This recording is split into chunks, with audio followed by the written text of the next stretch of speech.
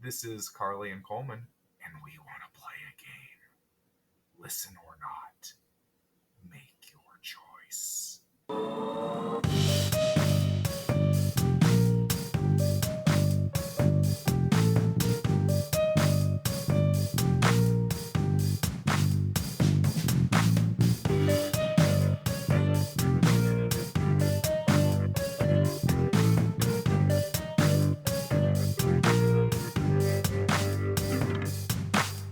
Welcome to What Haunts You, a podcast about the stories that haunt our dreams.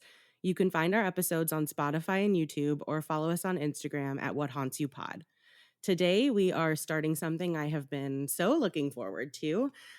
I have with me my friend Coleman to talk about the Saw franchise, or the first movie of the Saw franchise for today. So welcome, Coleman.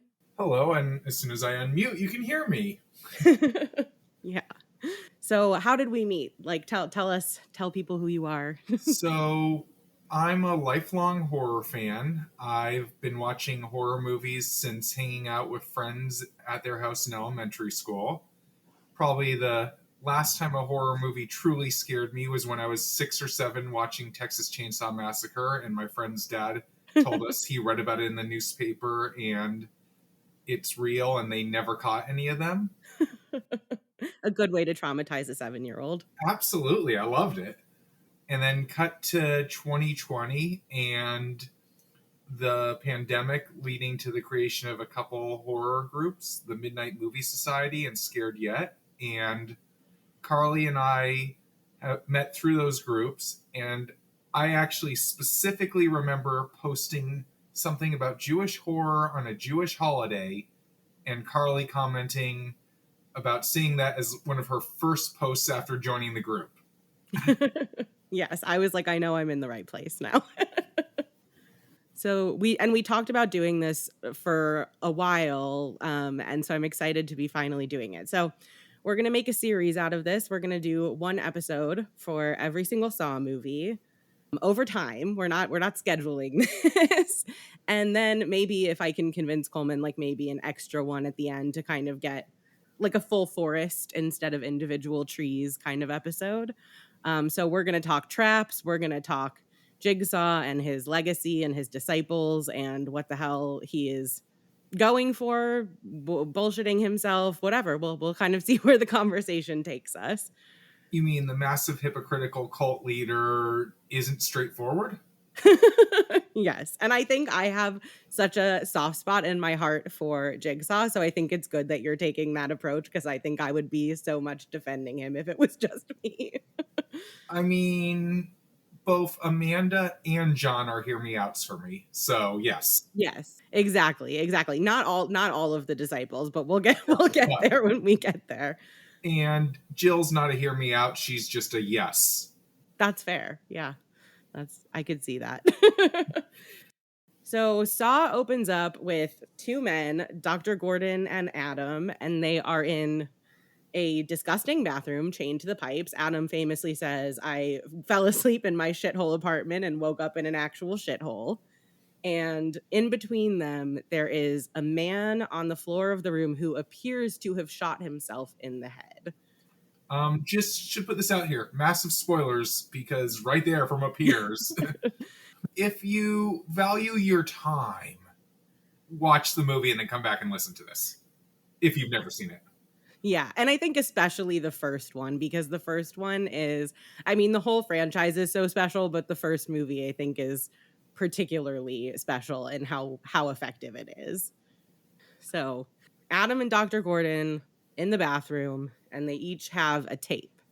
And Adam's tape is basically just telling him to stay alive. Dr. Gordon's tape is saying that Dr. Gordon has to kill Adam or else his wife and daughter will be killed. So then they're looking around the room and they find the kind of like iconic Saw thing of finding the hacksaws that are there left for them to cut their feet off in order to escape the chains. And of course, the name Saw refers both to what you saw and to saws, as well as the jigsaw piece, which is shown but not explained at all in this movie.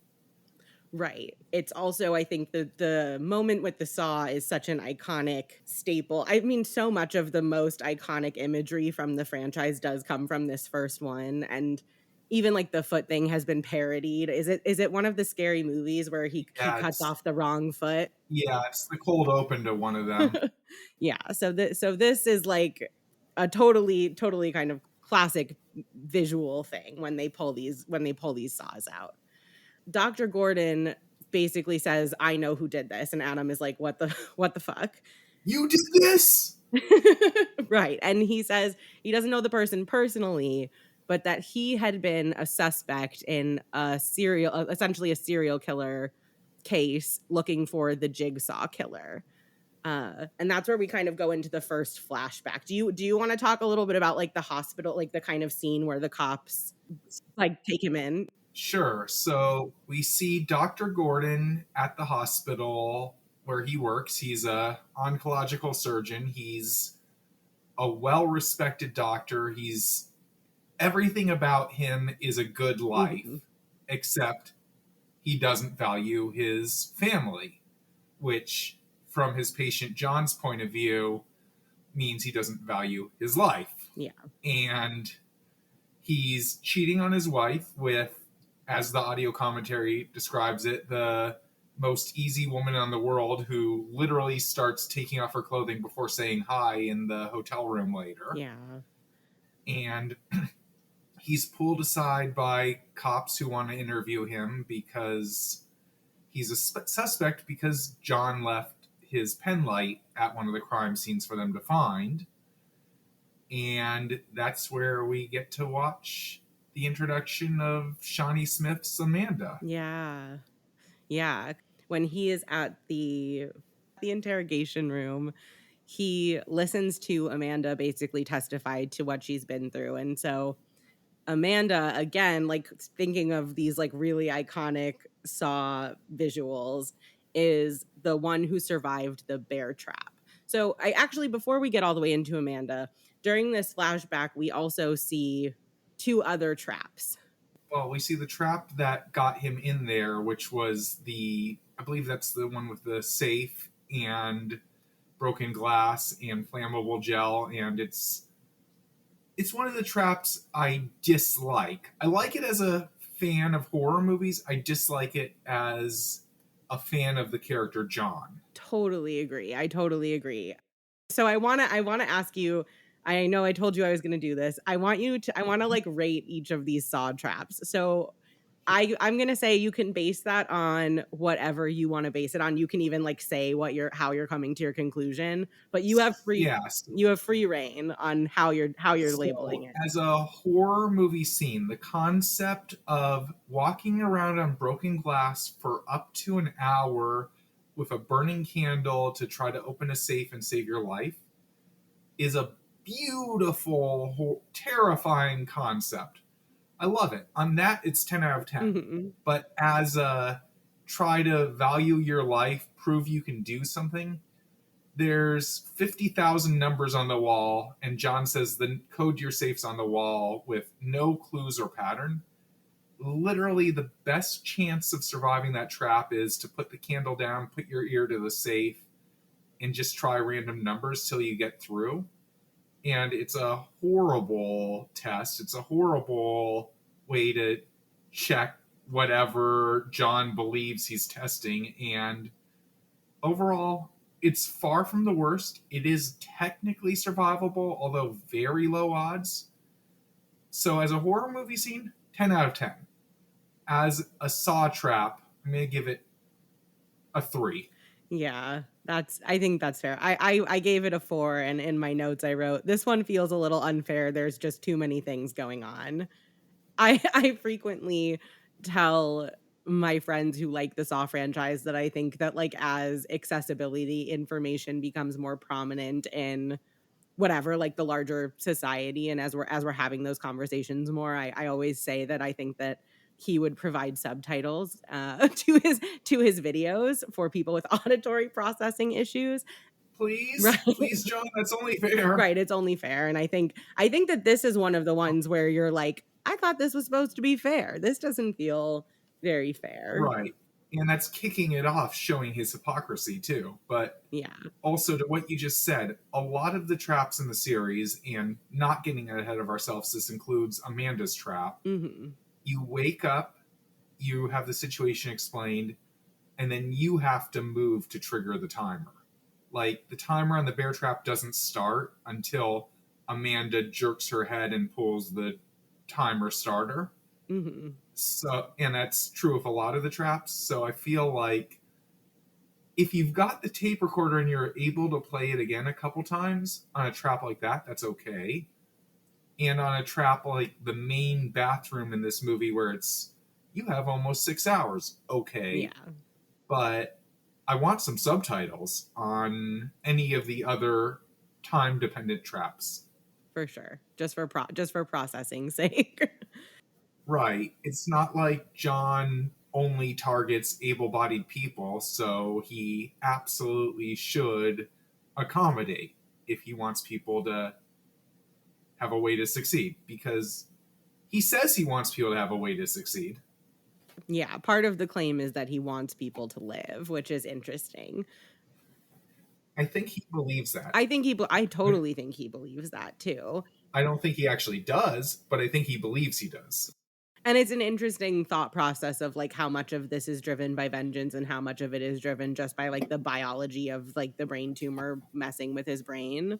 But I guess that gets like further down the line. But Yeah. so we see that candle and safe trap, which neither of us are a huge fan of. And then the other one we see during this flashback is the razor wire trap, where there is a man who has been self-harming, who by that evidence is not, not appreciating his life. And he is put into a cage full of razor wire. And basically, his tape says, if you want to die, all you have to do is stay where you are. And if you want to live, you're going to have to cut yourself over and over and like find your way through this razor wire. And he had about like 2 hours to get through it. Yeah. So what do you think of that? What's your assessment of that trap? As a cinematic horror, actual put me in the scenario scene, I think it's actually less scary. I think it's a better, so I wouldn't give it a 10 out of 10 on that, but it is a better actual saw trap. It is theoretically survivable. It's based on the person's history, which I think is a key to all the best traps, to make the trap for the person instead of just I made this trap, you were the next person on my list. Yeah. So I like that a lot. The fact that if someone really wants to live, they can just theoretically calm themselves and go very slowly and deliberately and make it through without, potentially with less injury than he's self inflicted on himself, and survive. Uh, it's definitely not my favorite trap, and I'm not sure what is, but as a saw trap itself, I'm going to give it a solid 10 out of 10. Wow. And I love, just going a little bit ahead of ourselves, I love the Easter egg with, I believe it's in Saw 5, when Cecil dies and Cecil escapes his trap because John made a mistake and he falls forward into a pile of razor wire. And I know from the commentary they did that deliberately as a, this is John figuring out that trap. Yeah. Yeah. Okay, this is funny. In my notes, I had it as a 6 out of 10, but as you're talking, I feel like I maybe underestimated that, because I do think the symbolism is good. That is totally like what makes for such a good saw trap, when it feels really really fitting to the person. And like you said, like he's not picking what like people who are doing well for the most part, right? Like this man was clearly going through some stuff. There's a lot of the time the victims are people who are struggling with mental illness and addiction, in ways that are like visible and noticeable to outsiders, and that's kind of how he Yeah. targets them. So And again, I'm rating it 10 out of 10 as a saw trap. As a like favorite trap, it's, I don't know, 6 maybe. yeah, yeah, that's fair. And also to what you just said, that also goes to the hypocrisy that we'll talk about later with, oh, someone has mental health issues, so they don't appreciate their life. So let's make it better. Yeah. I feel like it's a very boomer thing, right? Like, oh, Yeah. you're not grateful Yes. if you're struggling Yes. with depression. But yes, I agree that it's a good saw trap, and I think that the symbolism is good. I do feel like, I guess, like, doubtful that he would die so violently in the effort. He had like 2 hours. I feel like it's much more doable than the kind of like time lapse made it look. And so that knocks some points off for me, I think. That's something I've actually thought about a lot. Not with this trap specifically, but this trap included. Mhm. There are a lot of traps that, if you just take a second and think about, are very survivable. And more than a couple traps have had a way around, separate from what John said, that if you just took a second and calmed yourself, you could survive. And what we saw with this guy was, in the time lapse, we don't know how long he lasted before this, but then he panicked. And when the panic set in, it was over. And no one survives a saw trap when they panic. No one. Very true. He's trying to teach mindfulness. Yeah, exactly. John is a firm believer in restful calmness. And instead of doing a sponsored ad for the Calm app, I just want to say this podcast host is brought to you by Union Labor. If you value your life, join a union. Hell yeah. We are pro union over here. But yeah, so we see those two in kind of flashback form, and then right before Dr. Gordon gets taken by the cops to be questioned, we see him actually talking about his patient to a group of residents, about his patient John Kramer, who has terminal brain cancer. And during that scene, we also meet an orderly named Zepp, who like seems to be very close with John and kind of speaks to Dr. Gordon. His name is John. He's a very interesting man. Yeah, which kind of feels defensive and kind of feels like he's calling Dr. Gordon out for being like a little impersonal with the clients, which is like obviously like a big read on like a 2-second exchange, but that was kind of how I took it. And again, going to just who John is, both as a quote unquote sage and without question hypocrite. My father passed away from cancer. 5 years of visiting oncologists and other doctors, I can tell you, all doctors to an extent, but oncologists especially, are very impersonal. So we've got Zepp and John both being offended for Dr. Gordon being a realistic character. Yeah. Well, and just a flawed human, right? A lot of this comes down to like Yeah. not being able to see people in like a holistic way and just seeing them for their mistakes or the things that they are like stumbling over. And that's a really good point you make, too. Just like almost everything John does comes from not seeing things holistically. Yeah. Yeah. He has a very black and white view of the world. And I think that really drives him, because some of this gets into like the later movies, but he even sees like people later on as being like all the way saved, and then like they're all the way bad, and then they're all the way saved, and then they're all the way bad. Right. We have to give them a chance. We have to play a game. There are rules. There are rules. There are rules, and the rules are so important in every Saw movie. And I mean, it's like the ultimate escape room, right? Like he's Yeah. like he's doing escape rooms before escape rooms were cool. Yeah. Yeah. Also, sidebar, the Saw escape room in Vegas was amazing. I believe it. I would probably hate it. I do not like I do not like escape rooms. They stress me out, but I feel like it was probably very cool. I would say between the three of us in our group of 8, we easily solved 90% of it. Yeah, I believe that. I think I would have been maybe like the person holding someone as a human shield. I don't think I would do that in real life, but I think I might do that in an escape room. Fair. Yeah. So then okay, so now we're back at Amanda. So Dr. Gordon is getting interrogated and the two detectives have him listen to Amanda's testimony and Amanda is as far as we can tell the only surviving victim of Jigsaw. So do you want to tell me about Amanda's trap?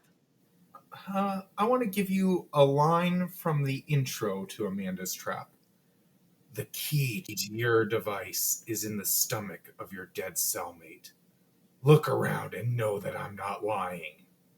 Cut to 10 seconds later, we see the dead cellmate rolling his eyes because he is not dead and John was lying. Do we think that he was lying or do we think that he was wrong? I've always wondered that about this one. I've thought about it too, and I feel like in the first movie, we don't see him make a single other mistake. Some things might not go exactly how he planned, but nothing. No, well, I take it back. There's one mistake in there, which is his last line before game over is the key is in the bathtub. And we learn later that Amanda didn't tie it off, which is probably exactly right. I mean, that was probably planned from the beginning. That was just an oversight, but the key going down the drain was the one only other possible mistake. I don't think it was a mistake. There's no reason for him to make that mistake. Yeah. So just too meticulous. I think that's like a fair Yeah. assessment. There's so many places that they could show him making a mistake if that was the point. That's true. That's true. But Amanda's trap is again one of the most iconic things I think in the entire franchise and she has the reverse bear trap which is just like it sounds. Instead of springing shut, it will spring open and it is, you know, hooked onto her jaws, her like upper and lower jaws and she has, you know, a certain amount of time to dig the key out of the stomach, literal stomach of her co-victim, the other person in this room. And she gets out of it just in time, but you do see it snap open after she gets it off and even without it still being on her, it's pretty horrifying to see it Yeah. snap open. So this is also the only trap in this movie and the first time in the series, obviously, that we see John demonstrate a trap before it's used. And that is such an effective tool to show the stress of the situation after the audience already knows she's going to survive. I love that. I also love behind the scenes. I've read this, I don't know if it's true, but they told her, by the way, this is fully functional. Oh my god. I believe it actually was fully functional, just not as fast, and it really does do the snap open motion, and they just sped up the film. But Ooh. what I've read is that they told it to her literally while they were putting it on her for the take. I mean, Shawnee's a great actress to begin with, but that's just such a good performance, and her fear is real and primal because it's the what if something goes wrong. Mhm. I know it weighed like 10 pounds in real life, and Oh my god, yeah. you can see that. Yeah, when she's like flailing her head around, you can see that she is like struggling to kind of not get carried away by the weight of it. So, in terms of rating it, I'm gonna first say that I prefer it to the trap I gave a 10 out of 10. Like, if I were ranking traps, I would rank it higher. But as an actual jigsaw trap, because it doesn't have necessarily the personal connection to her, you know, the other guy cut his wrists versus he's got her in there for being a junkie, and this has nothing to do with that. Although the cellmate had been given an opioid overdose, so in that sense it does, but that's still not really because it sacrifices someone. I have to take a lot of points away from that. I don't like the traps where someone has no chance. Yeah. So I'm only going to give it as a saw trap specifically, in relation to John's ideals, I'm going to give it a 6.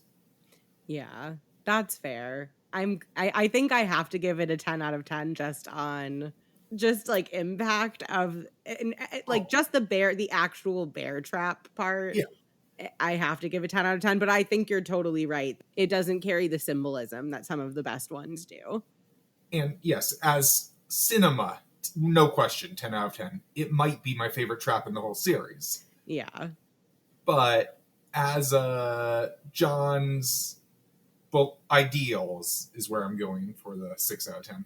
Yeah, no, I think that's fair. And Amanda in surviving this has bought into John's ideals. It's revealed. They ask her about this because at this point it's understood, right, that he is doing this to people who he feels are not appreciating their lives in order to make them appreciate being alive more. And she Yeah. is she is on board once she has survived this. Her final line in the movie is, "He helped me." Yeah, and this will not be the last we will see of Amanda, but it will be the last we see of Amanda today. Yeah. Although there is a deleted scene. Okay, Uh, tell me. there's a deleted scene in Adam, outside of Adam's apartment, in his apartment building, downstairs, and he sees her and compliments her hair, says it's very punk rock. And she just kind of looks at him like, I would say sorrowfully might be the right word, and walks away. And the next scene is Adam looking through his apartment using his flash as a light, and it's when she's the one who takes him. So they actually wrote and filmed that. Wow, how different is the movie if you know that in this movie? I would say it doesn't really change this movie with knowing the rest of the series at all, but it would have completely spoiled Saw 2 if it was in there. Of course, when this movie was written, there was no idea of a Saw 2. Right. And I think that's one of the things about the first Saw movie is that it functions so well as a standalone movie. And then it's really Saw 2 that like opens things up into franchise world, right? Which is how it goes. I could not agree more. Could not agree Yeah, which more. is kind of how it always goes, but I do think more so than a lot of movies. The first one is its own contained little there's kind of like eras to Saw, right? There's like the first movie, then there are, I think is like the next 3 movies, and then there's like the second half, and then there's Saw X, which is like we're finally back in amazing, wonderful Saw territory. I mean, the thing about Saw X, just to what you said, first of all, Saw X is beautiful. The movie is cinematic art. I love it. It might be my favorite movie in the series. Same. But it doesn't feel like a Saw movie in all the right ways. Yeah. It was different enough to be really interesting and like keep you kind of guessing a little bit, but Mhm. it was recognizable as something Jigsaw would do. And another comment just for how contained Saw 1 is. I know this because if anyone wants to know how much I value my free time, I've seen the audio commentary on Saw 1 probably closer to 20 times than it is to 10. Amazing. But uh, the entire Saw 1 was filmed in 18 days. The first 6 days were the bathroom, filmed entirely in chronological order, which Oh, is wow. weird for this series. Yeah. Which is also good because the fake blood they put around Tobin kept spreading, but it worked because it was filmed in order Right. instead of jumping around. But none of that's my point. My point is they got this building in LA to film in. It's a building that had been filmed in many other times, and there was a lot of leftover set stuff which they used specifically. Like they did almost nothing for the interrogation room, it was just a leftover set. They filmed the whole movie in that building. Wow. And when I say the whole movie, I mean there are 3 shots in the entire movie that were filmed outside. Everything else was filmed in there, including the car chase between Zepp and Detective Tapp. Literally, they had one person on either side of the car tilting the cars back and forth while people ran by with flashlights, and that's how they did the car chase. Oh my god. I did not know that. That's amazing. Yeah. I love like a claustrophobic one room horror movie, and I feel like this movie is so fun because it gives you that, but then you get little glimpses into the outside world, which apparently isn't very outside world in the context of Yeah. filming, right? But I feel like it walks that line so beautifully of really claustrophobic while still giving you like breaks from the claustrophobia, but usually in the breaks you're seeing even more fucked up shit. So it's kind of you're kind of almost relieved to be back in the bathroom with them, where as of right now nothing Yeah. is really happening. Right. The bathroom, despite being super intense, it's drawn out intense. It's not the you have 1 minute to get the key. Yeah. And in the shorter sequences with the traps, the way it's filmed of like the shot jumping around so much and the angle changing and like it's filmed in a really disorienting way that really kind of puts you into the headspace of like having to look around the room and like immediately assess the situation and figure out what to do because you're like trying to get your bearings in these Yeah, shots. absolutely. And just jumping ahead during the reveal at the end, in the commentary, I forget if it's James or Lee, the commentaries with the two of them. One of them makes the comment, and here's what we call the epilepsy montage. Because it's just flashing in your face. Yeah. The writing in this movie is so impressive to me. I when I was getting my I told you this before, but when I was getting my notes ready for this, I was like struck with how complicated and convoluted it all is because on the one hand, it's like a very simple premise, and then on the other hand, it's got like 30 layers going on. Yeah. And it's going to continue to be a beast to try to get the plot in order as we get into like the even more layered, convoluted parts coming up. Right. Also, just going back a second too, and I Mhm. fully agree with what you just said, but going back with the bathroom feeling more relaxed. One thing they talk about in the commentary is for most of the movie when they're filming Dr. Gordon, it's with a steady cam or a dolly. And when they're filming Adam, it's with a handheld cam. And it's to show the control and rational sense of Gordon versus Adam's always been chaotic. Yeah. And as the pressure starts to get to Gordon, things start to use they start to use less and less of the steady cam, less of the dolly, and by the end of it, they're filming him entirely handheld as well. Yeah, as he just unravels. Mm-hmm. And the whole time they're in there, right? Dr. Gordon's wife and daughter are being held hostage in their house at gunpoint, and we see them being held at gunpoint. So it's not, oh, like maybe they're bluffing. Like we as the audience have been given evidence that this is really happening. And Adam even says to Dr. Gordon at that one point, he's like, they could be killing your family right now. Aren't you thinking about that? Because he is like being very kind of slow and thoughtful and methodical and trying to figure out. Of course, that's what I'm thinking about. Right. That's It's all like I'm thinking about. Yeah. right. And exactly, right? Of course that's what he's thinking about and that's why he's being so careful and trying so hard to consider all angles and he has that added knowledge of like what the jigsaw killer is and knowledge that Right. this is some sort of elaborate trap that there should be a way out of. And that's how he survives and how everyone else who survives. They, as panicked as they might be, they're able to find that bit of calm and rely on it. And that's why in the end he's able to do the quote unquote right thing and Mhm. win his game. Yeah. Yeah.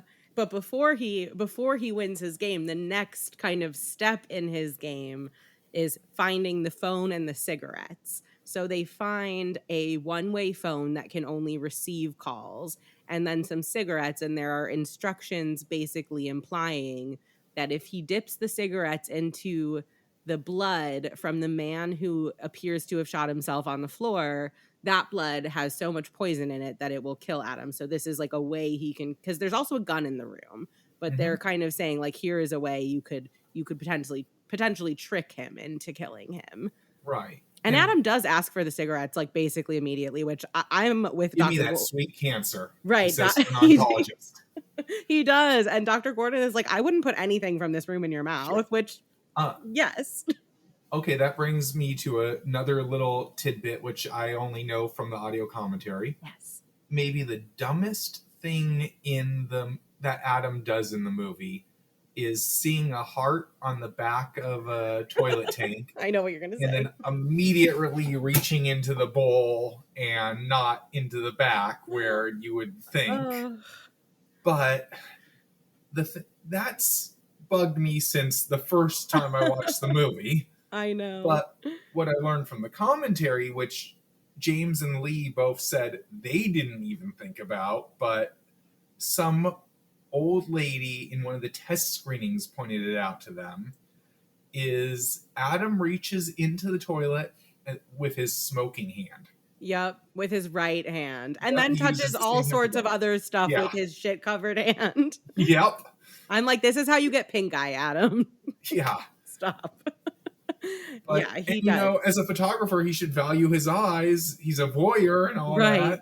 Totally. Well, and it's also funny because he opens the tank and finds the stuff and immediately is like, I wish I would have checked there first. Yeah. But when he's fishing around in the toilet, Dr. Gordon is like, is there anything in there? And he goes, no solids, which is just like it's such a good moment because everything is so tense. You're like, what are they going to find? Like, what's this going to be? And then he says that and it's like it's so disjointed and funny. I mean, he had to drop some of his humor because he wanted to flirt with Adam. Yes, we're gonna get to the homoeroticism. Yeah, Don't you worry. We're gonna get of course. Yeah. And yeah, but it is, I mean, it is like it's a ridiculous moment. And I think also, I prefer horror movies that show people in peril making jokes because I think that's so human. Like we just don't stop fucking around ever. And so I also feel like it felt very honest that he would be being sarcastic still despite like the direness of the situation because that's just like what we do when we're stressed. No question. It's very human. Also, so you mentioned he found the cigarettes and the cell phone. And of course, this is where I point out the random bit of trivia that I know you know, but some of our audience won't. And that is, even if Dr. Gordon survives this, which spoilers for later movies, whether or not he does, but even if Dr. Gordon survives this, he's going to have a very bad next day too, because the only time in the entire Saw series we know the date is the cell phone in the bathroom showing that it is noon on September 10th, 2001. Ugh, you can only imagine the way that like the Jigsaw Killer would ultimately be overshadowed by the tragedy of 9/11. Isn't this is Saw in New York? Is it ever specified or is it just in some city? It is American City. Yeah. The first movie was filmed in LA. Most of the sequels were filmed in Canada, but American flags are shown. It's specifically never specifying which city, except that it's a big city. Mm-hmm.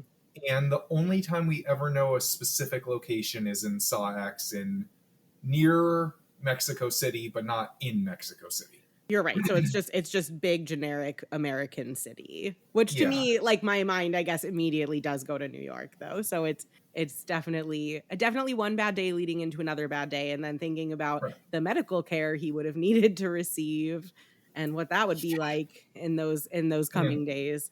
I also feel like though, just with it being the day before 9/11, it leads to like you said, it overshadows in the news. It leads to helping Jigsaw not being caught. And, no one's really going to be looking for Dr. Gordon while he's actually being nursed to health by Jigsaw when they're busy, if it's New York, dealing with everything. And if it's not, still concentrating on New York. For sure.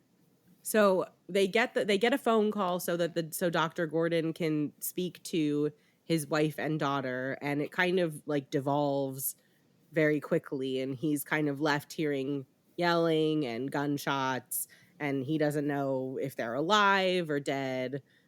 Is this when it's revealed that it's Zepp? When does that happen?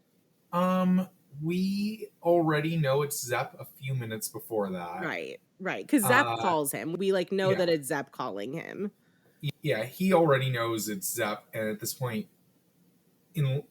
except the, I don't know, 1 in 1,000 members of the audience who just randomly said, it's the dead guy in the middle of the room. Mostly jokingly, but the 1 in 10,000 who actually seriously said that. most of the audience thinks, oh, it actually is Zepp. Right, because it would make sense, and you kind of see him call Dr. Gordon out on some behavior, so you can see that he's like a little moralistic and Mhm. maybe like a little high and mighty in that way. And like they showed him earlier watching the tapes, and it's, I see you. Right. And so Zepp calls and Dr. Gordon just hears the gunshots. He doesn't know what's going on. And like he says, okay, it is go time. It's time to cut my foot off. I got to get the fuck out of here. I got to help my family. Yeah, And he's broken at this point. yeah, and he ties off his ankle, and you don't really, there's actually like no gore in this scene.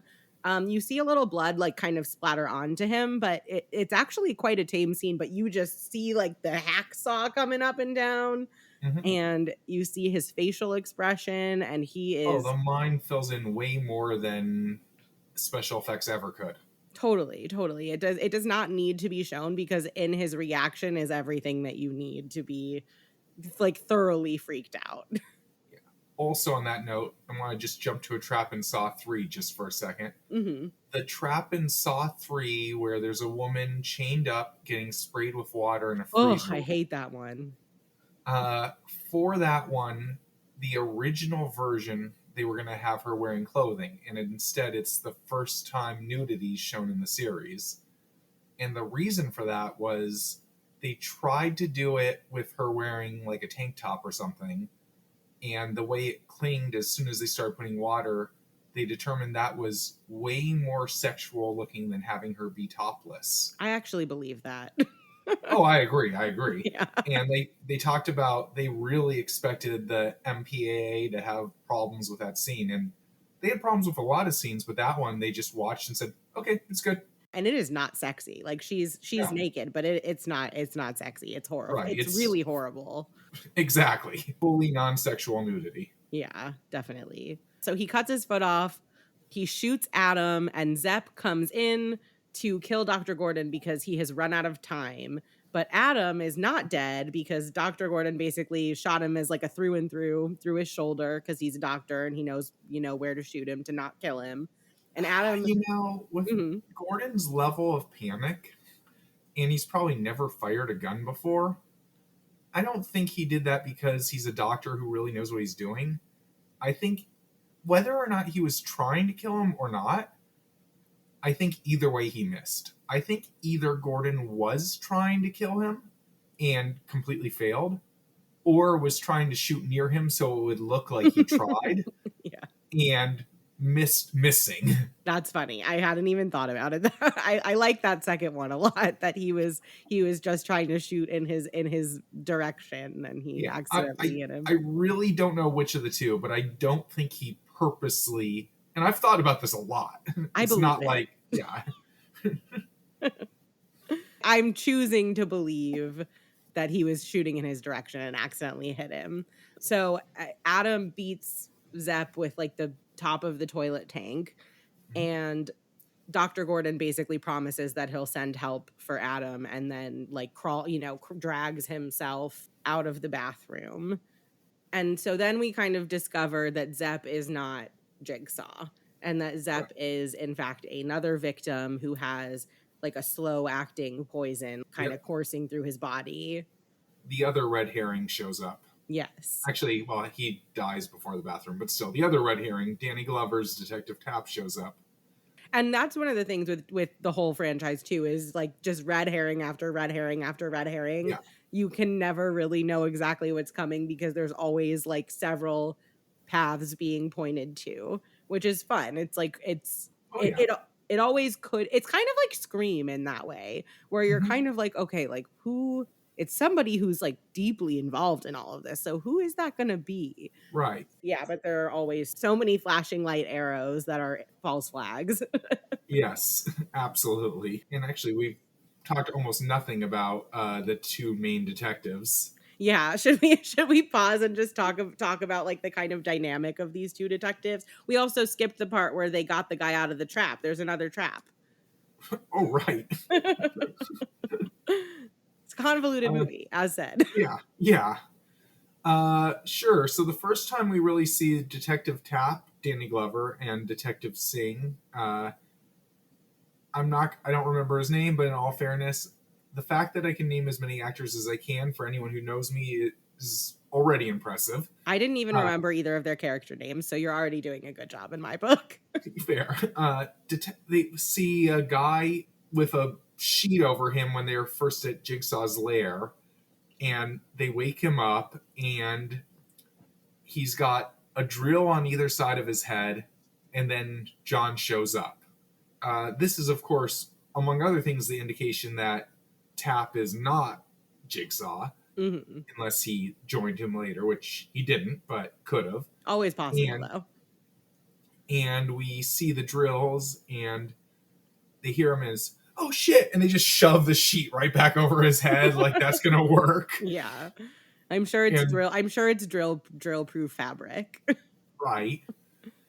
And then John walks in, and we see enough of him to see that it's not Zap. Most people don't realize he's the guy lying on the floor of the bathroom. I know I didn't. But now it looks like, Zap is working with him or something. And we see him, and he goes, "Oh, you're already awake. I better use a better sedative next time. I'm giving your life purpose. Your purpose is to test for something greater than yourself." So, in other words, he has no intention of this dude surviving ever. He's not testing him at all. He's just, you're beyond redemption. I can't save you, but I can use you to save someone else. And as a distraction for me to get away from the cops. Right. But, he's not even thinking that yet. He's got that as a possibility, but I think he really just, they're never going to find me.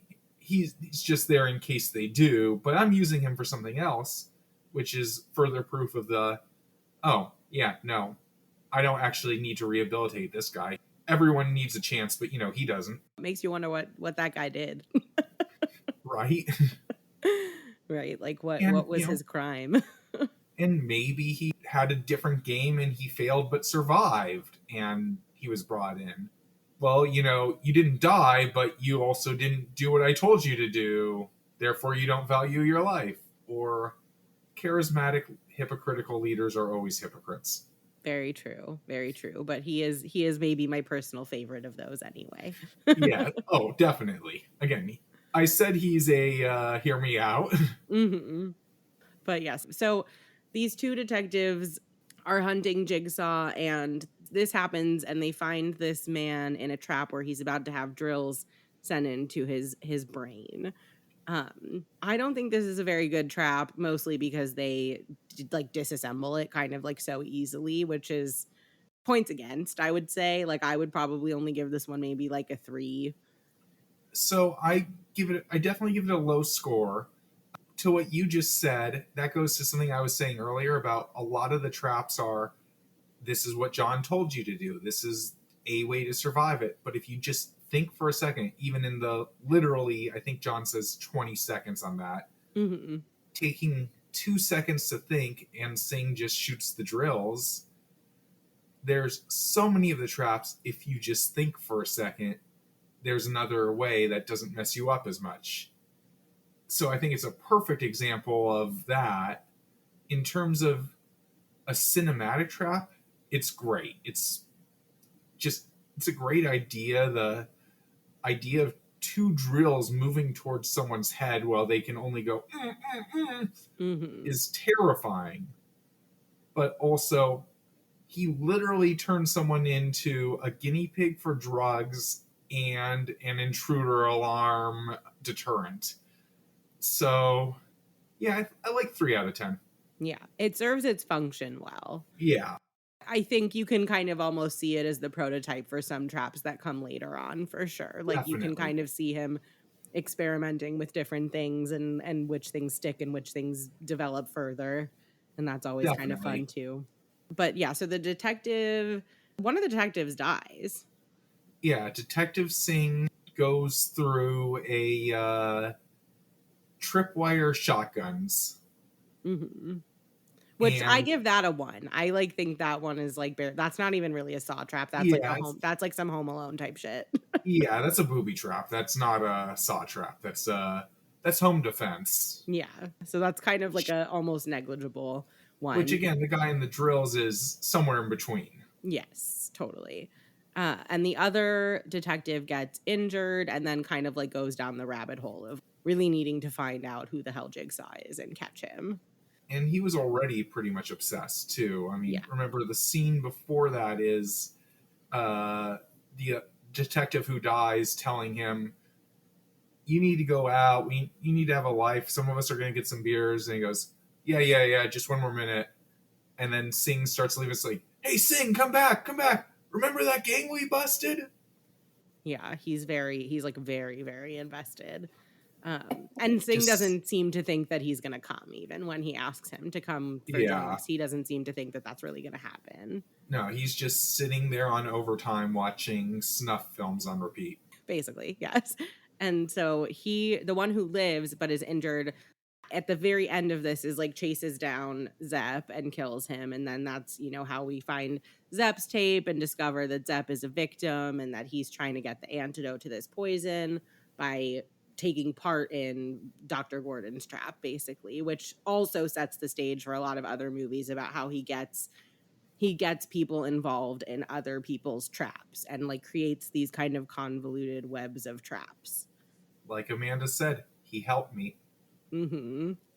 And then in one of the best twists of all time, Adam is, in the bathroom. He's still chained up. He's now also shot in the shoulder. And the guy who had appeared to have been shot in the head gets up, reveals himself to be John Kramer, Dr. Gordon's patient with terminal brain cancer. He peels off his like special effects cap that made it look like his brains were coming out, and he says game over and slams the door. Mm-hmm. The key to your cuffs are in the tub. Game over. Mm-hmm. Lights out. Yeah. And of course, the movie starts with darkness and ends with darkness. And that's obviously very intentional. But Mm-hmm. also, Adam's entire game was just stay alive. Adam did stay alive. So he said, "You can leave. The game's over. You can leave. All you gotta do is get the key." Which, if Adam really valued his life, he might have found a way to break that drain open and get the key. Maybe. Yeah. And it's interesting because he does also close the door. So you're kind of wondering, like, could he have really, like, if he found the key, would he actually be able to get, like, we don't know what's out there, which I think is part of the fun and part of the mystery that kind of unravels later in other movies, right? Is that Yeah. we see John Kramer leave and slam the door. We see Dr. Gordon kind of like drag himself out of this bathroom, but like we have no idea what's on the other side of that door. Right. Mm. And this movie, like you said, there's no thought of a sequel when this movie is being made. And so it is over. That's it. That's all you're left with is like Game maybe over. he gets away, maybe he bleeds to death, maybe he gets home, maybe he gets help. Like we have Right. no idea if Yeah, maybe anyone both of them lives. survive, maybe neither, maybe either. And like you said, it starts with darkness and ends with darkness, but it particularly starts with Adam in darkness in the bathroom. Mm-hmm. And then we end Ends full with circle. Adam in the darkness in the bathroom. Yeah. Yeah. But it's about what you saw in between. Yes, exactly. So now taking this whole bathroom situation as a saw trap, what do we think about it? Well, first of all, I know this is going to be shocking, but my rating is 10 out of 10. Fair. I mean, it is. I don't.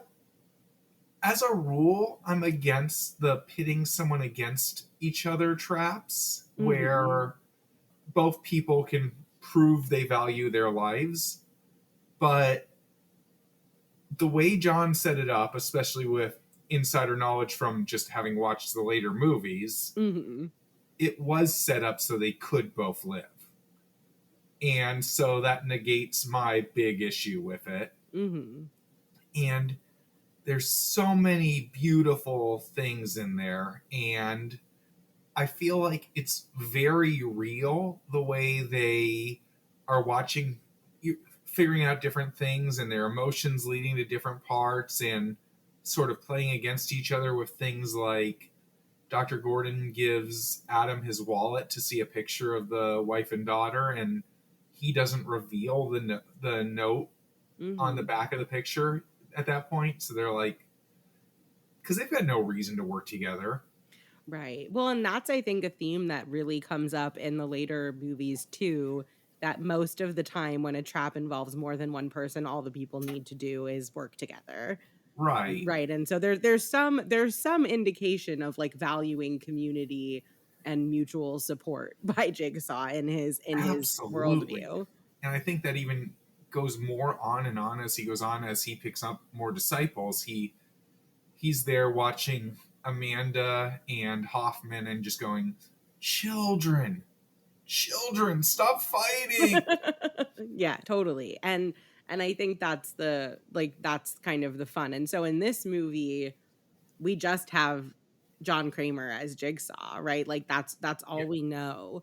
We know Yeah. his kind of basic philosophy, right? Of taking people who seem to be wasting their lives, not appreciating their lives, throwing their lives away in some form or another, and putting them in these traps with the thought that basically like fighting for your survival will make you appreciate life. So that's like all Oh, we get. There's really not and that we much information in the first movie. and we barely even get that. I mean, Mhm. the second movie they have the exposition dump conversation just to explain that, whereas the Right, first movie does the beautiful show don't tell of it. right, So they show a little in the tapes, and there's definitely enough to see that that was his intent, but like you could watch the movie very closely and still miss that. right. And a lot of good context gets put into the first movie through all of the other movies, which is one of the some things get turned into franchises, and you just feel like you're losing something with every new movie that comes out. And this is the opposite of that. I feel like even most of the movies in the second half of the franchise, really up until I think Saw X, are not as good as like the first kind of group of them, but I never was like even doubting that I was going to want to see them, because I was like, I need the lore. Like like every Yes, movie I see, no matter how good or bad it is, gives me like a new nugget to chew on of even Jigsaw lore. Spiral, even Spiral. Yeah, I actually liked Yeah, Spiral. I feel like it I was do I too. didn't Yeah, I feel like it was kind of like not appreciated that much, but I actually thought it was really interesting. No, I think Spiral might be the weakest movie in the franchise, but I still like it a lot. And I'm a firm believer that if you're a fan of the franchise, there are no bad movies in it. Yeah. And exactly what you just said, everything expands the lore, everything leads to it. Oh, this contradicts. No, it doesn't, because look, they showed he was a hypocrite literally in the first movie. Mhm.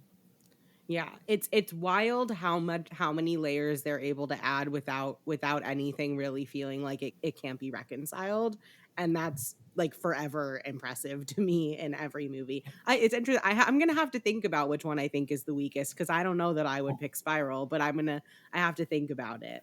I don't know if I would either, but I probably would. But I like Spiral. I defend Spiral. Yeah. I hear But you saying not like, "Oh, it's the worst," as in it's bad, but just right, like you love all of them and that one you love the least. yeah, Maybe. Maybe yeah. maybe when we cover all of the movies, we can, like, get to the bottom of what we like, how we would rank them, which would be really Well, hard for me, I think. well, for whatever reason, when Saw 3 came out, I didn't like it, and I Interesting. didn't dislike it, but I didn't like it. And around the third or fourth time I watched it, I started to love it, and Yeah. it's definitely one of my favorites now. And I don't know what it was I didn't like about it. Uh, Yeah. we'll talk about the musical later, but I went to the musical with my friend Lana, and we started watching through the series together. And when we got up to, she made it through all of one, all of two, and about 2/3 of three. And as soon as we got to the brain surgery scene, she goes, "I'm done with this franchise." What? It was so intense for her. Oh, okay, that's It was fair. just I thought you I meant, like, she didn't like it or something, and I was like, no, it "That was part just is too so much. interesting." Yeah, Oh, that's the medical nerd in me loved it, and she was like, "No, this is too realistic. No." yeah. No, that part is that is one of the harder scenes to watch, I would say too. Oh I yeah, would agree about that. despite being That a is interesting tender, though that beautiful scene. yeah, it's really well done. I mean, that they're all so well done, I think. And I think that with every movie that gets added, all of the movies are better somehow. No question. You know what I mean? Like I hear like when I think of like, oh, I you didn't like the third one when it came out. Well, the third one is made better by the existence of the fourth one, and then that one is Right, made better by the existence of the and like on and on and on. right, And they right, just keep like it really feels like there's such a focus on like the foundation of the series being really like no never straying too far from that foundation. right. The other thing too, just like again going back a minute with how much they build on each other and each one and what you just said of each one makes the others better. I spent a lot of the second movie wondering, well, did Gordon live or die? And then not the first time watching it by any means, but you see the ending of the second movie and with the twist about the location, I worked through a lot of just going through different theory with okay, well, if Gordon didn't make it, where's his body? And so on and so on and so on. And I led to okay, literally the only possibility at the end of Saw 2 is that Gordon is an apprentice. So, like, I literally left the second Saw movie figuring out the twist of the seventh Saw movie. That's Not my amazing. not my first time watching Saw 2, but before Saw 3 came out, I knew the twist in Saw 7. Yeah. That's And amazing. I do that and like you watch through the commentaries and they're talking about we don't know if Gordon's alive or dead. We don't care. It was not like they wrote it for him to be alive. It was just he has to be alive or they would have shown him. Adam's body is there. If he didn't go back for Adam, he has to be working with them. Or we would have heard about him being one of the dead victims. Like it would Right. have like one of those things would have had to happen. Exactly. So they show him in Saw 7. I'm like, okay, so they're going to finally reveal that he's an apprentice. Great.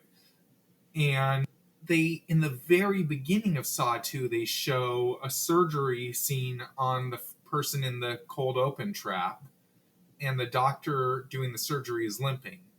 And they retconned in 7 that was Gordon. But when they wrote it, that was John is limping because he has cancer. Oh my gosh, that's so funny. Like literally in the audio commentary of 2, they talk about a lot of people have said that's Dr. Gordon, and that's a great theory. But as far as we were, and that might end up being true later, but as far as we were concerned, no, he's got cancer. Just He's an old having trouble man. standing. Yeah. He's an old man with terminal cancer. And then Mm. later on, it's, oh yeah, of course it was Gordon. Yeah, that's really cool. I love that you've watched all of the commentaries. Like it's gonna be really fun to continue to hear all the tidbits from that. And there's so many parts, I can't think of any other one offhand that led to just, hey, we made this mistake, but it led to this brilliant idea later. Right. And another just random commentary tidbit, they built the bathroom, I don't know how many times, but they got rid of the sets after Saw 1, didn't think there was going to be a Saw 2. They rebuilt the bathroom for Saw 2 using the movie as footage for it. Mm-hmm. And then you mentioned the wrong foot scene in Scary Movie.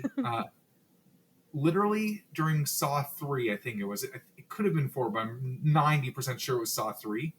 They needed a bathroom again, and they didn't keep the one from Saw 2 either.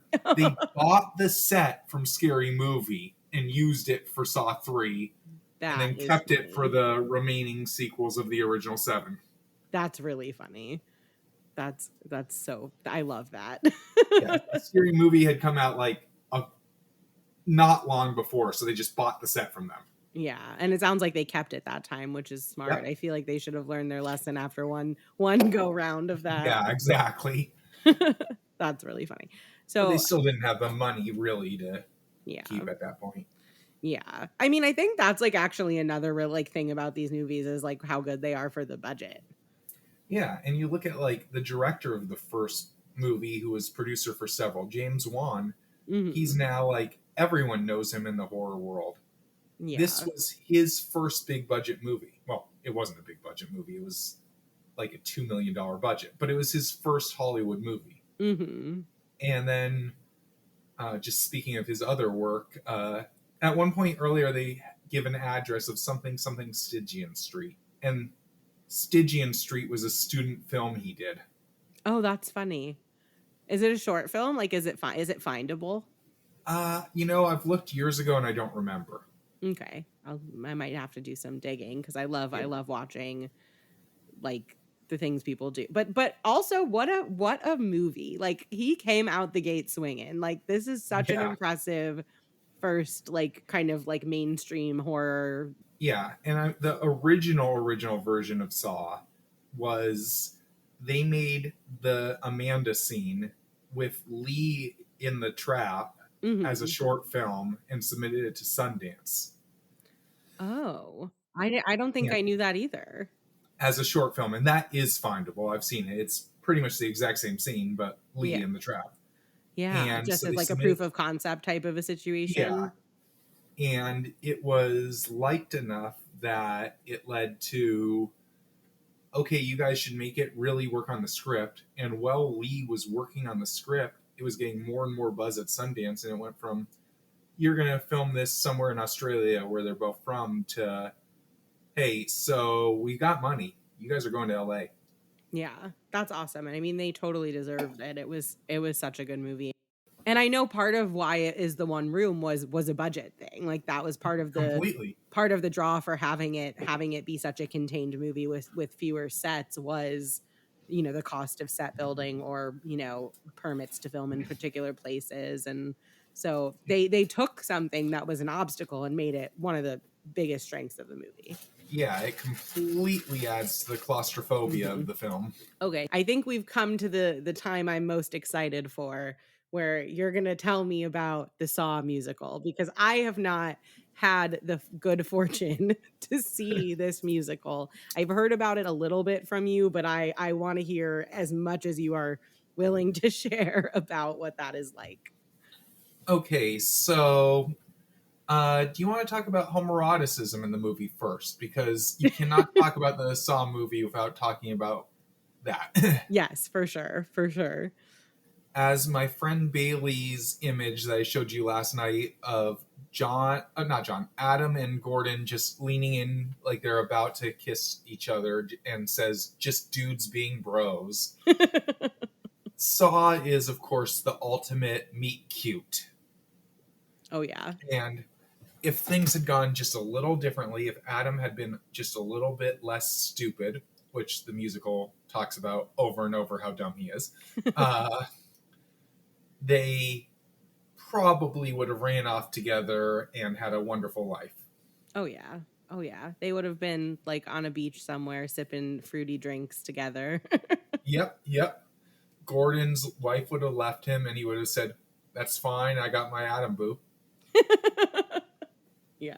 I get the kid every other weekend. Bye. Yeah, I think he probably would have been okay with that. Yeah. But the musical is basically Saw 1 with a focus on that. There's a song about how they're going to get out of the bathroom and go to Applebee's together. Wow, Dr. Gordon's not even going to take him anywhere fancy. He's going to take him to Applebee's. No, it's Applebee's. When Adam is going to reach into the toilet, he's hesitant. He's like, it's all full of shit. And then Gordon just goes, pretend it's my rectum. And he just shoves his hand right in. Also full of shit. Fair. Yes. Oh my God. I mean, I've seen this, once a year and a half ago. I don't Yeah. remember all the details, but it is basically every gay fanfic about the first Saw movie without them actually consummating it, with music added. Nice. So what would like as someone who's such a big fan of the franchise, like what was your favorite thing about the musical? Whether that was like plot or just like the way someone was doing it, like anything from it. What was your favorite thing? How much they leaned into the fan service homosexuality. Yeah, it Yep. sounds like it was really funny. It was gay beauty in and showing that love can flourish in an actual shithole. Yeah, that's beautiful. That's a beautiful message, and that we should appreciate our lives, That's it. and they could That's get it. out and appreciate their lives together. Exactly. So I think, like, as kind of a wrapping up point, why do you like this franchise so much? I mean, I like obviously I'm a huge fan. You're a huge fan, but what is it about this franchise that you are so drawn to? Well, one of the things that you said about how much each movie builds off the other and every other, it's just, it's not 10 movies. It is one continuous story that builds back and forth and back and forth and back and forth in every direction. And I love the interwoven total mind fuck levels of interconnectedness with a continuous story and an amazing continuity that actually doesn't really have mistakes. And like, I'm a D&D nerd, Yeah. and I'm a dungeon master, and I try to put together a story that told in linear time is even halfway as coherent as this, and I never will. But also, like, I have to say this in a way that if any of my players listen to this podcast, they don't get spoilers. I was thinking earlier with something you said in the show The Good Place, in one episode. We got all 5 of your clues. Oh, that's wonderful. There were actually 7,437,212 clues, but that's wonderful. Right. And it's like you look at the bathroom and there's probably twice as many clues that were never found. You look at Saw 2 and they wrote a trap specifically for each person in the house. They obviously didn't film most of them, but there's so much stuff that doesn't get discovered, and that's true with all the big traps in the series. Well, it's true of all the big figure it out traps, not the railroaded through them traps. Yeah. And I look at in D&D, I can almost tell the players something and make a mistake that also tells them something. And with a group of intelligent people, they can still miss it without the life or death pressure that the people in the saw trap are in. Yeah. You just think about how many layers upon layers they put into these movies, which is beautiful. And I'm someone who is notoriously good at figuring out twists in movies before they come to the end. Like, I know you were in a conversation the other day about me being too good at this. Yeah. And Yeah. this is a series where a lot of the time, probably more often than not, and definitely more often than not in the early ones, I have no idea what's going to happen. And it's so refreshing. That makes a lot of sense. And I have had some random times where I have predicted a twist ending, but it's normally not so much me trying to figure out what's happening and more just like a random thought I have that happens to be correct. But I'm not usually trying to like find things out before we find them out in the movie. And I feel like in these movies, like there are so many things just like handed to you, and you're like, what meal's gonna get made here? I keep getting all these ingredients. Like, where are we gonna end up? Right. And you're getting, like it's like you're getting clues that could lead so many different places, but they still are but once they're all viewed together, they're so coherent and so cohesive, and it's just like it's a delight. Like it's a delight every step of like revelation that happens in this franchise is like a jaw-dropping moment where you also want to laugh because you're like, "Oh my god, like this is how this came together." And Right. it never stops being fun. And I mean it never stops being fun. Absolutely agree. And then the other thing I love about the series that neither of us talked about in the last couple minutes is it's a complete over the top melodramatic soap opera. And I'm here for the dirty tea. Totally, totally. There's a lot of good gossip in here for Oh, yeah. sure, which is really Oh, fun. yeah. And then obviously, as I need more drama, as our friend Michelle says. always more drama.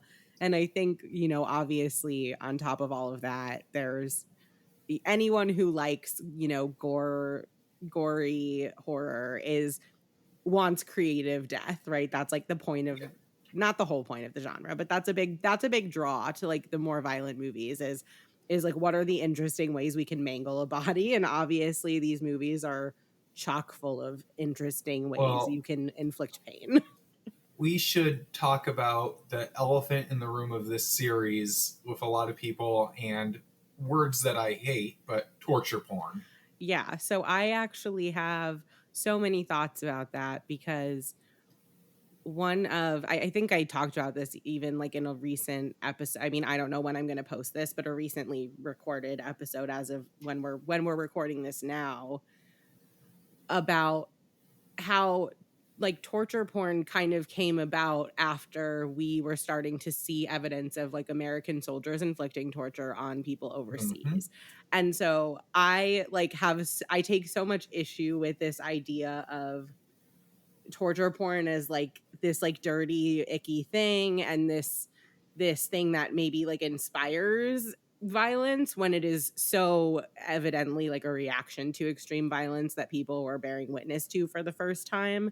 So this like Yeah, invented the torture porn genre for sure, but I also think that that is like a really really deeply misunderstood yeah. subgenre. I would say the genre comes out of what you just said, and also we witnessed 3,000 people die on live TV, canonically the day after this movie took place. Yeah. And that's what inspired the genre. But, I love the series. It is Mhm. almost definitely my favorite series. Same. It's definitely the series I know best. But do I love it as a quote unquote torture porn thing? Absolutely not. I love the creative kills. I love gore because I love practical effects. Yeah. But, sawing off the foot sticks in my mind significantly more than most of the much gorier traps. It's just Mhm. beautiful cinematography, and it's weird to call something in that bathroom doing that beautiful, but it's beautiful from a standpoint of how do they do that and how do they convey that. Yeah. I mean, I'm personally desensitized to on screen violence and know how to separate fiction from real life. I Mhm. mean, I've had to do medical stuff at work and had to deal with some real life gore, and it's completely different from watching something in a Saw movie. But I don't watch these movies for the gore at all. The traps are creative, and I watch them for how do they put that together? How do they make that work and then put that on screen without hurting anyone? And Yeah. I think that makes a lot of sense. And I think I do like it for the torture porn of it all, but I don't think that that stands on its own. Like you know what I mean? Like you have to give me like a reason. I mean, and you think about like as kind of an analogy of something that's not doing this, right? Would be yeah, like the guinea pig movies, which like don't give you a package. They're just like here's some violence, and until you get into like there's like some wacky ones like at the end, like later in that series because I, for whatever reason, have like seen several of those movies. But the I first ones haven't. are not even really movies. Like it's really just here's some violence, watch it. And that doesn't work. You know what I mean? Even if the kills Well, are interesting, even if the effects are really good, that just doesn't work. There's no reason to watch that. And so it's really for me like the combo of the creative kills the symbolism of some of the kills, and then like the psychology of Jigsaw and like the legacy he leaves and the kind of cult of influence that he creates, Yeah. and like and like how his philosophy in this, you know, we won't get into the weeds on this now, but how his philosophy also starts to get corrupted by people who don't understand what he was really or what he claimed to be about, let's say. Yeah, I'd say that's a good conversation for Saw 2 and later movies, but not Yeah. so much for now. But yeah, I don't really know the Guinea Pig series, but the other well known series from the same era as Saw that also gets credited with creating torture porn is Hostel. And it's like, I've seen the first movie once. I have seen all of the Hostel movies. I actually, I'm curious. I think like what you will think about me saying this, but I think like Eli Roth is like, we could like talk for a million years about like, is he good, is he bad, whatever. Like I'm not even going to touch that right now. But Let me what I actually would, just answer that question. Yes. but what I will say when it comes to the Hostel movies is that Eli Roth is a descendant of Holocaust survivors, and that is not a coincidence that he's created this situation of extreme, like organized kind of industrialized violence in Eastern Europe. Like that's like, whether he was thinking about it consciously or not, I couldn't really tell you. Like there might even be interviews about this somewhere. I haven't really looked into it, but to me, I think it's like plain as day where those movies came from. And I think it is interesting how quickly people gloss over that or like aren't able to recognize that in those movies, which I think isn't really something that I would relate to the Saw franchise, but is like so on the face of Hostel. With that in mind, I've been vaguely thinking about trying the Hostel series again.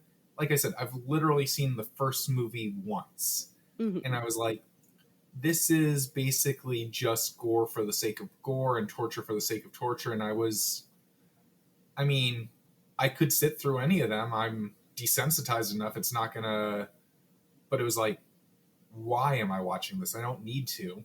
Hmm. And with what you just said in mind, I'd be curious to at least watch the first movie again now, almost 20 years later, and try the others.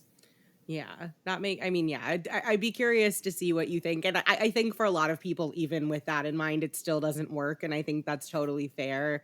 I don't Sure. think it has as nearly, I like that franchise like well enough, but it doesn't have nearly the substance that's, I mean, it's like not even in the same zip code as Saw. But yeah, Mhm. I do. That is something I think about a lot with that franchise too. Just like it's totally fair for the people who say all the stuff we've been talking about today, like, oh, I might enjoy the Saw series for this and this and this, but I can't get past the gore, and that's totally fair too. Right. And that's there's it's funny, like Eli Roth even like talks about that, like the idea of getting blood in your eyes, right? Or a certain threshold everyone has, and it's like in a different place for everyone, but ultimately like there will be a point where something might, and like your point might not exist in cinema and like my point might not exist in cinema, but we also weigh it against everything else a movie contains, right? But there Right. will be some threshold where once crossed, you will not get the story anymore. You will not Right. be involved with the characters anymore, and it will just be too much. And that's, I think, like I think that's like a very valid reason not to watch something. But I do get a little frustrated when people like demonize something because it was too violent for them, because Absolutely. ultimately like we live in a very violent world, and I do think this is a way that we are processing that all the time. And so I, Mhm. you know, I think I mean, separating out when something might be too much for one person versus like saying blanket statement is too much. But I also say that like bearing in mind that there are movies that I think are like undeservedly violent, where mhm. like they're not doing the work. Like I tried to watch August Underground one time and I like turned it off. I will talk about August Underground in a second, but I want to say what you were saying first. I do think, from what I've seen, like Hostel was violence for the sake of violence on screen, but that doesn't mean it's not still art. And you talking about both of us have extremely high thresholds. I feel like either one of us could do August Underground, but why? It's Exactly. there. I feel like there's the threshold of could we stand it versus is it worth it? Right. I mean, And like, that's why one of my favorite movies of all time is Martyrs, which is like one of oh the well, I hardest. love Martyrs, Yeah, but it's an amazing movie. It is grotesquely violent, but it earns like every visceral yes, violent moment it has. yeah. There's a major difference between August Underground and Martyrs, which are both grotesquely violent in different ways. Right. I would actually argue that Martyrs is maybe more graphic even. Yeah. Well, I actually own an autographed copy of August Underground. Oh my gosh. I I'm didn't like a actually, little surprised by that, I think. they released it like 2 years ago, and I'd never seen the movie. And, Ah. up until then, it was almost impossible to find legally. I'm like, well, I'm going to buy this and I'm going to watch this. And as someone who hates found footage movies in general, because My heart.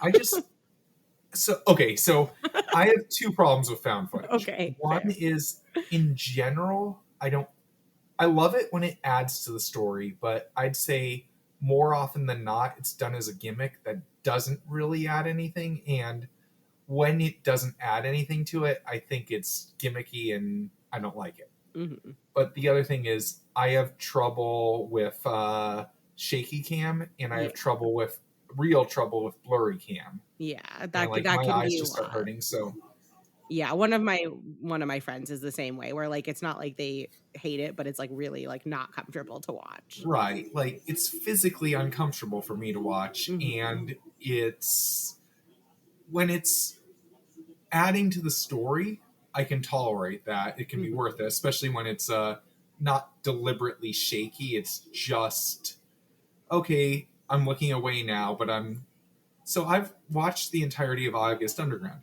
And by Wow. that I mean I've played the entirety of August Underground and watched maybe 5 to 10% of it. Because I was already in enough pain looking at the screen for that much. Yeah. And I had to keep watching, not to like prove to myself that I could, but to see if there's like a part that's worth watching. Right. Is there any redeeming quality about this? And here's what I say is redeeming about it. Mhm. It is a remarkably well done, good quality special effect movie for how cheaply it was made. Mhm. It is a beautiful lesson in indie filmography. That's fair. I I would love to watch all four audio commentaries that are on my disc, except I can't turn off the screen and just listen to them, so I will not do that. Yeah. Yeah. I mean, I guess I could put them on my computer and turn off the screen, but uh, yeah, I have so much respect for how that movie was done, as well as it was for literally like $5,000. Yeah, that's fair. But it is nothing I will ever watch for fun again. Like, Yeah. I would only watch it if with the screen off, as a way to, if I'm going to make a movie and I want to learn tricks. There's nothing redeeming to me about it as a movie, but it's still, I respect it. I just don't like it. Yeah, that's fair. I think like ultimately a lot of the movies we think of as torture porn. Yeah. That's so funny that you have that. I think a lot of the movies that we think of when we think of torture porn, you and I probably think of more extreme movies than the people who would call Saw torture porn because Yeah, I would almost not even classify Saw in that way because I do feel like it earns its stripes. Like I feel like it is warranted the violence that is shown. And it is actually feels like necessary for the story in a way. So I agree. I definitely argued that it's not torture porn, yeah. but I also don't think torture porn is inherently bad. Yeah, I I think think I would agree with that. I I don't like the word torture porn in general, but I also use it. My Mhm. problem with it is I feel like it's a word coined by and primarily used by people who want to dismiss stuff. I totally agree because it's a degrading term Mm-hmm. ultimately, and it's designed to be a degrading term, and I think it's an outside term from like horror culture. Okay, little Saw tidbit that I just remembered that's randomly. I didn't see the first Saw in theaters, Mhm. but I wanted to. I couldn't. I was 14. I needed a parent. and I read the review, and my mom, who did go to some horror movies with me, was no. But I remember the review talking about the Billy doll as a killer clown doing all this. Oh my God. But That's so inaccurate. yeah, so when I first saw I saw the trailers, I'm like, no. Then I first see the movie, and it's definitely not. But the greatest review a Saw movie ever got was Saw 2. And one of the producers or directors, I forget which, literally, I know this from the audio commentary, he has that review framed on his wall in his office. And the review just said, real porn is more dignified. Oh my God. Wow. I disagree. I think both are dignified. I think Saw just has such a good story, and I feel like that's not necessarily true of porn.